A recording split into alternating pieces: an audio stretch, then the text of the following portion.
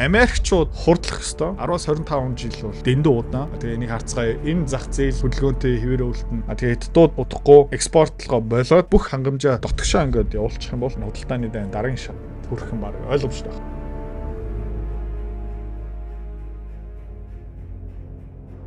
Америк хятадын хооронд худалдааны дайн дөнгөж сая дахиад намтчлаа. Хятад юу ч хэлсэн бэ гэх юм бол газрын хоор элемент авуулав. Тэгээ Америкчууд юу гэж хэлсэн бэ гэх юм бол манай зах зээлийн юм зармаарай бол зар. Тариф эднэрээ бүгдээрнгийн буулгацсан. За энэгээрээ дамжуулаад Дональд Трамп Америкийн зэвсгийн үйлдвэрлэгч компаниуд за бас Европын зэвсгийн ханган нийлүүлэлтийн асуудал шийдвэрлэгдсэн үү? Ерөнхийдөө үгүй. Яагаад вэ гэх юм бол юм газрын хоор элементийн уурхаа баяжуулах үйлдвэр тий тэгээд хайлуулад цэвэр газрын хоор элемент гаргадаг тэр дэт бүц үйлдвэрлэлийн бүх сүлжээ тий шинээр барихын тулд ойролцоо 10-25 жилийн хугацаа хэрэгтэй. За 10 жил гэдэг чинь одоо 2035 он гэсэн үг. За жоохон оцорч юм бол 2040 он. За Америкчууд хизээ бие даасан хараад бус хангамжийн сүлжээтэй болох юм бэ гэх юм бол магадгүй 35 он, магадгүй 40 он. За газрын хоор элемент байсан ч байхгүй байсан ч гэсэн за юу Америкийн зэвсгийн хангамж үйлдвэрлэгч компаниуд хэрэг сэтэрч байгаа. Тултал нь даварж байгаа. Жишээлбэл F35 гэсэн байлдааны онгоц тий улам удажж үйлдвэрлэгдэж байгаа. Ерөнхийдөө захиалга өгөөд ер нь хэр уддаг байсан бэ гэх юм бол ойролцоо тий 2023 онд ойролцоо 61 хоногоор хоцордог байсан. 2024 онд хэдэн хоногоор хоцордог болсон бэ гэх юм бол 240 хоногоор хоцордог. Одоо удахгүй бараг 1 жил болж байгаа. За тэгэхээр Америкийн засгийн газар энийг хурдлуулах гэж үзсэн.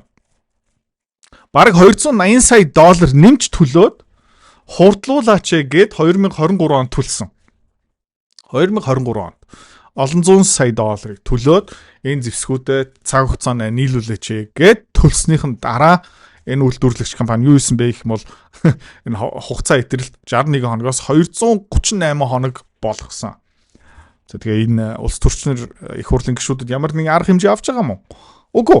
Яагаад вэ гэх юм бол энэ зэвсгийн компаниудаас хар мянган алтан тушаал ёндоо энэ улс төрчнөр очиж байгаа учраас. За Орос Украиний дайнасаа болж Швейцар улс 2022 онд захиалсан Patriot агаарын хамгаалтын пуужингийн систем захиалаад өнөөдөр хүртэл хүлээж аваагүй байгаа. Эдгээр юу гэж хэдийг төлсөн бэ гэх юм бол 700 сая доллар төлсөн. 2022 онд бүтнээр нь төлсөн. Өнөөдөр хүртэл нэгийг ч хүлээж аваагүй байгаа. За тэгээ 2026 он бэлэн болох ёстой байсан чинь сая юу гэж хэлсэн бэ гэх юм бол 2026 бас судлаа 2028 онд бэлэн болох баха. Гэхдээ баттай хугацаа хэлэхгүй байгаа. Тэгээд нэмээд зардлуудаа дундуур нэмж байгаа. Тийм амар даварцсан. Тэгээд Европчууд, Швейцарчууд өөр сонголтгүй. Америкийн зэвсгийн үйлдвэрлэгч компани юм хэлэх юм бол тэд нар эсрэг юм ерөөсө чимээ гаргах чадахгүй. 50,000 гаруй ном зарсан. Борлуулалтын хэмжээгээр 2.5 тэрбум. Хувьцааны арилжаа хэдэн тэрбум. Бондын арилжаа хэдэн зуун тэрбумын арилжааны ялт гэсэн. За, энэ чадвартай би төрсөн үү? Төрөөгүй.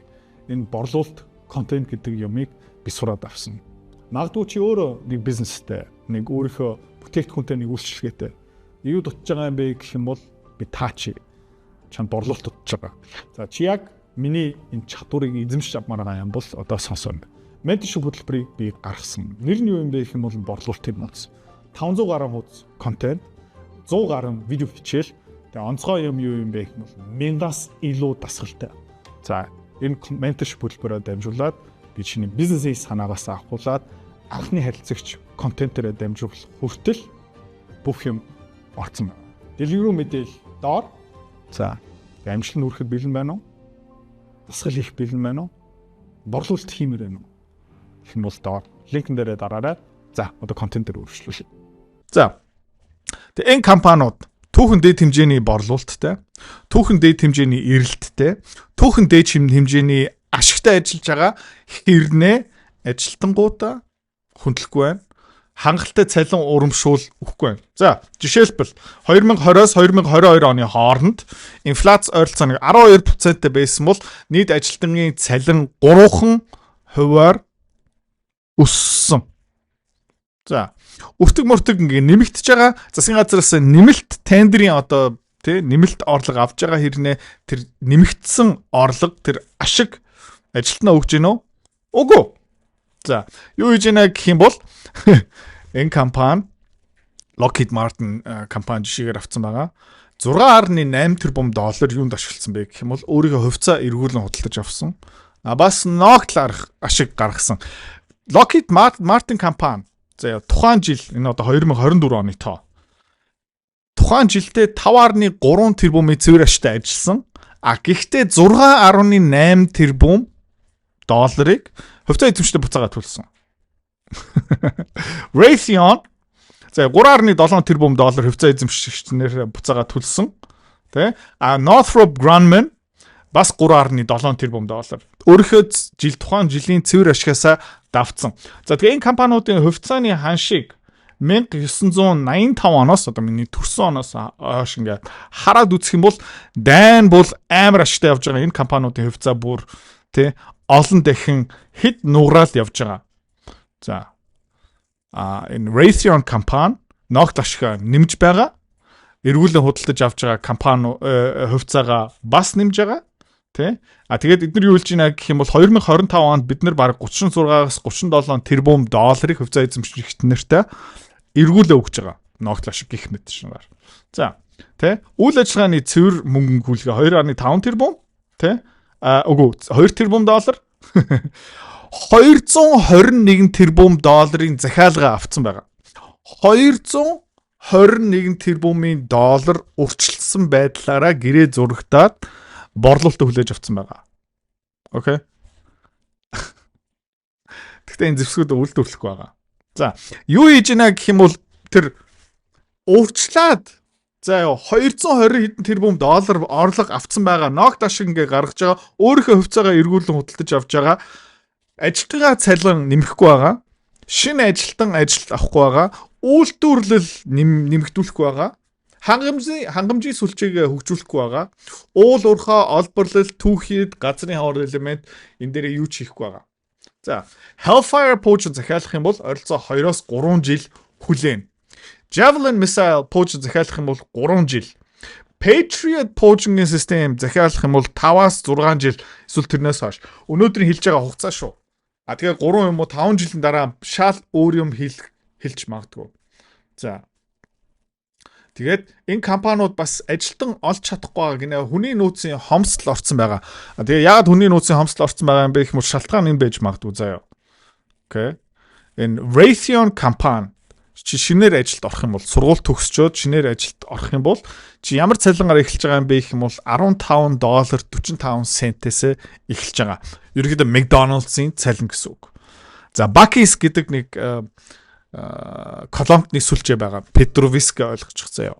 Чи тийшээ ажилд орох юм бол чи ямар цалингаар эхлэх юм бэ гэх юм бол $20 эхэлнэ. За тэгээд $15 цалинтай ажилд орох уу, $20 цалинтай ажилд орох уу? Тэгээд ингээд бодоо үзээрэй заяа. Яагаад гэх юм бол энэ компаниуд 200 хэдэн тэрбум долларын гэрээ мэрээ айлыг нэмээ зурцсан. Хэдэн тэрбум доллараар ногт ашиг тарааж байгаа хэрнээ жирийн ажилтнаа юу гэж байна гэх юм бол $15 цалин өгч байгаа. За тэгээ энэ компаниуд ерөөхдөө үйлдвэрлэлээ дийлэхгүй байгаа. Яагаад дийлэхгүй байна гэх юм бол хоёр хоорно зөрчилдөөнтэй одоо даалгавартай. Нэг даалгавар юу юм бэ гэх юм бол хувьцааны ханш нь өндөр байх хэвээр. Тэ? Хөрөнгө орлогч нартай өндөр ногт ашиг өгөх ёстой. За тэгээд эдгээр юу гэж нэ гэх юм бол хөрөнгө орлогч нартай анхаарч байгаа. Хоёр дахь даалгавар нь юу юм бэ гэх юм бол үндэсний аюулгүй байдал зэвсэг үйлдвэрлэх ёстой. За алин дээр нь илүү төвлөрж байна. Таад юу гэж бодож байна? За мэдээж хувьцаа эзэмшний ашиг дээр илүү төвлөрж байгаа шүү дээ. За Lockheed Martin жишээлбэл те 9.2 тэрбум доллар те нөгөө F-35 онгоц үйлдвэрлэдэг. Одоо нөгөө үхтээ хоцордог шүү дээ. За те хувьцаа эзэмштэй 9.2 тэрбум доллар эргүүлээ өгсөн. За ёо 4 тэрбум доллар өөрийнхөө хувьцаа худалдаж авсан, 5 тэрбум долларын ногт ашиг тараасан. Гэхдээ энэ онгоцны үйлдвэрлэлийнхаа хүчин чадлаа нэмээгүй. Lockheed Martin эсрэгээрээ юу хийсэн бэ гэх юм бол хүний нөөцөө 1%-ээр цомгцсон. Захиалга нь нэмэгдэж байгаа. Борлуулалт нь нэмэгдэж байгаа. Ноогдол ашиг нэмэгдэж байгаа. Гэхдээ хүчин чадал нэмэгдэхгүй байгаа. Тэгээд Америкчууд юу юмар байна гэх юм бол Оростой алдсмаар байна. Хятадтай ирээдүйдээ балцмаар байна. За буцаага хятад руу явъя заяа. Энэ хятад дотор ингээд ажиллаж байгаа судлаач нар тэ одоо янз бүрийн ньюслетер төлбөртэй мэдээ дотор ингээ юу бичиж байна гэх юм бол хятадууд энэ газрын хавар элементээ баг өөрөө ашиглахаар болж байгаа гинэ. За ингээ харцгаая заяа. Энэ хятадууд ямар монополтой юм бэ те? Gallium, magnesium, tungsten, graphite энэ гих мэтчлэн антимони, алуминиум 60-аас 90% ерөөхдөө зах зээлийн хувийг эзэлж байгаа. Тэгээ Америкчууд юу хэлж байна гэх юм бол энэ хятадууд газрын хавар элементийг харамлаа явж байгаа. Европчууд бас яг адилхан хэлж байгаа тэр янз бүрийн соронз моронзуудыг бас нийлүүлэхгүй байгаа гэж байна. Гэхдээ нэг юм бодоо үзчих. Хятадууд одоо өнөөдрийн байдлаараа цахилгаан машины дэлхийн үйлдвэрлэлийн 70% эзэлж байгаа. Тэ? Компьютер чипийн үйлдвэрлэл дээр бас ерөөхдөө айгу хурдталж байгаа. За нэмээд энэ цахилгаан машины үйлдвэрлэл таад ингээд хараарай заяа. Тэ? За энэ бас нөгөө батарейны үйлдвэрлэлийн хэдэн гигаватт батарей үйлдвэрлэж байгаа юм бэ. Тэгээд ерөөхдөө хятадд 770 гигаватт тэ батарейны одоо цэник хадгалах одоо хүчин чадалтай болсон байгаа. USA энэ байна, Герман байна бүр ингээ хоцрогдсон. За. Тэгээд юу юм бэ гэх юм бол хятадууд цахилгаан машин батарейгаараа дэлхийг тэргүүлж байгаа. Нэмээд салхин цахилгаан станцын дэлхийн ерөөхдөө 80% нь үйлдвэрлэж байгаа. Тэгээд дэлхийн wind park одоо салхин цахилгаан станцын үйлдвэрлэл хаана одоо өгсөрлтийн ажил хаана явж байгаа юм бэ гэх юм бол тал нь хятадд. Тэгээд 25 оны 3 сарын байдлаараа тий хятадууд 2018 он 5 гигаватт салхин цахилгаан станцын хүчин чадалтай байсан бол 2025 онд 42.7 гигаватт болцсон. За энэ хэд нугарсан байна? Тэ. Ойролцоон 8 нугарсан байгаа. За нэмээд offshore wind park одоо далаа дотор ингээ өгсөрцсөн цахилгаан станц таад ингээ харж байгаа юм бол те жилээс жилийн хооронд хятадууд номер 1 тэргүүлж байгаа. Нарны цахилгаан станц дээрээ хятадууд юу хийж ийна гэх юм бол те одоохоно баригдаж байгаа 287 гигаватт Тэзүүгийн төвшөнд явж байгаа. Одоо баригдаад эхлэегүй гэхдээ төлгөө LED-ний хийгдсэн 261 гигаватт. Зарлцсан. Одоо баригдаж эхлэегүй тэзүүмийн гараагүй зарлцсан 161 гигаватт. За манай Монголд бөөрөлжид цахилгаан станц эхний 2 нь одоо баригдаад дуусж байгаа. Окей. Тэгээ бонусын сац болж байгаа. Бөөрөлжид нэг цахилгаан станц нь ямар хүчин чадалтай юм бэ гэх юм бол 150 мегаватт. Окей. Хоёрыг нийлүүлчих юм бол 300 мегаватт. 5 дугаар цахилгаан станц ойролцоо ямар хүчин чадалтай гарах магадaltaй юм бэ гэх юм бол хүмүүс юу ярьж байна гэх юм бол 500 мегаватт. За Монголд 1984 оноос 2028 оны хооронд баригдаж байгаа хүчин чадал хэд юм бэ гэх юм бол ойролцоо 800 мегаватт.